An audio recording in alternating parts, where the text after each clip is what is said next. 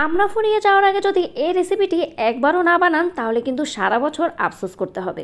আসসালামু আলাইকুম আপনাদের সবাইকে। আপনারা সবাই কেমন আছেন? আমি আলহামদুলিল্লাহ ভালো আছি। এখন হচ্ছে আমরা সিজন, যেখানেই যাচ্ছি সেখানেই আমরা দেখতে পাচ্ছি। তো আমি ভাবলাম আমরা দিয়ে এমন একটি রেসিপি বানাবো যে রেসিপিটা কিন্তু আমি সারা বছর সংরক্ষণ করতে পারবো। তো আমি বাজার থেকে নিয়ে এলাম বড় বড় আমড়াগুলোকে খুব ভালোভাবে ছুলে নিয়েছি। তারপর কিন্তু আমড়াগুলোর গায়ে আমি ছুরি দিয়ে এঁকে দিয়েছি। এখন আমি একটি স্পেশাল মশলা তৈরি করব। সেজন্য আমার লাগছে একটি এলাচি, 2-3 টুকরো দারচিনি, 1 টেবিল চামচ পরিমাণ ধনিয়া, 1 টেবিল চামচ পরিমাণ পাঁচফোড়ন এবং 1 চা চামচ পরিমাণ আজওয়াইন। আজওয়াইন কিন্তু আপনারা যে কোনো মশলা দোকানে পাবেন। আজওয়াইনটা যদি আমি ইউজ করি তাহলে কিন্তু খুব সুন্দর একটি ফ্লেভার আসবে, সেজন্যই কিন্তু আমি আজওয়াইনটা ইউজ করছি। আর আপনাদের হাতের কাছে যদি আজওয়াইনটা না থাকে কোনো সমস্যা নেই, আজওয়াইনটা আপনারা বাদ দিতে পারেন। এখন এই মশলাগুলোকে আমি হালকা আগুনে টেলে নিব। যখন দেখবেন খুব সুন্দর একটি স্মেল আসছে তখনই আমি এখানে দিয়ে দিব 5-6টা শুকনো মরিচ।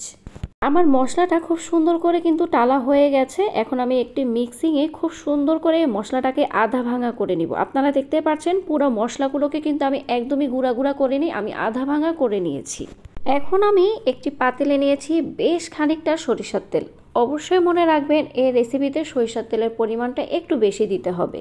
তেলটা যখন গরম হয়ে আসবে তখন আমি 4 থেকে 5টা শুকনো মরিচ তেলে দিয়ে দিচ্ছি।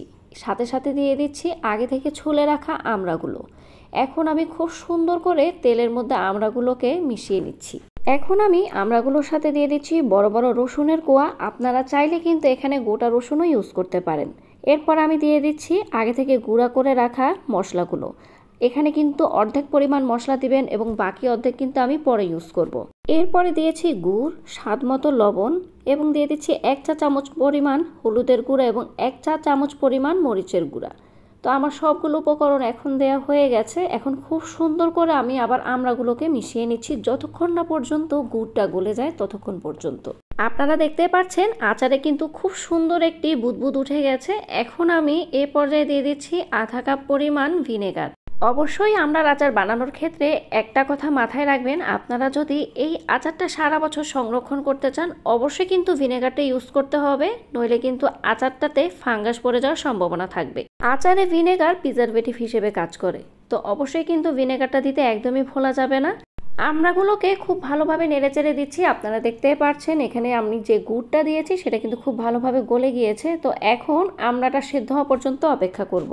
প্রায় 10 মিনিট পর আপনারা দেখতেই পাচ্ছেন আমড়ার একদম কালারটা চেঞ্জ হয়ে এসেছে। এই মুহূর্তে কিন্তু আমি বাকি গুঁড়া মশলাটা অ্যাড করে দিচ্ছি। এখন আমড়াগুলোকে খুব ভালোভাবে আমি নেড়েচেড়ে দিচ্ছি। আর এই মশলাটা দেওয়ার 1 মিনিট পরে কিন্তু আমি চুলার আঁচটা বন্ধ করে দিব। আমার আচারটা কিন্তু বানানো একদম কমপ্লিট হয়ে গেছে। এখন হয়তো আপনারা আমাকে বলতে পারেন এই গুঁড়া মশলাটা আমি কেন লাস্টে অ্যাড করেছি, যাতে করে এই গুঁড়া মশলাটার যে সুন্দর একটা ফ্লেভার আছে সেই ফ্লেভারটা যাতে অক্ষত থাকে আচারে, সেজন্যই কিন্তু আমি গুঁড়া মশলাটা লাস্টে আবার অ্যাড করেছি।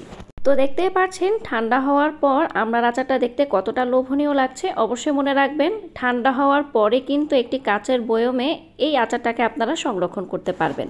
আচারটা ঠান্ডা হওয়ার পর আমি একটি কাচের বয়মে আচারগুলো নিয়ে নিয়েছি, আপনারা দেখতেই পাচ্ছেন। আর আরেকটি কথা হচ্ছে অবশ্যই কিন্তু আমড়াগুলোকে তেলের ভিতরে চুবিয়ে রাখতে হবে। এই ভিডিওটা হচ্ছে আমড়ার আচার দেওয়ার 10 দিন পরের ভিডিও। তো আপনারা দেখতে পাচ্ছেন আমড়ার আচারটা দেখতে কতটা লোভনীয় লাগছে। এখন আমি একটি চামচ দিয়ে উঠিয়ে আপনাদের আমড়াগুলোকে দেখাই। দেখতে পাচ্ছেন আমড়ার প্রতিটা ভাজে কিন্তু মশলা খুব ভালোভাবে ঢুকেছে। আমার আজকের ভিডিওটি আপনাদের কেমন লেগেছে অবশ্যই কিন্তু আমাকে কমেন্টস করে জানাবেন। আজকের জন্য আল্লাহ হাফেজ।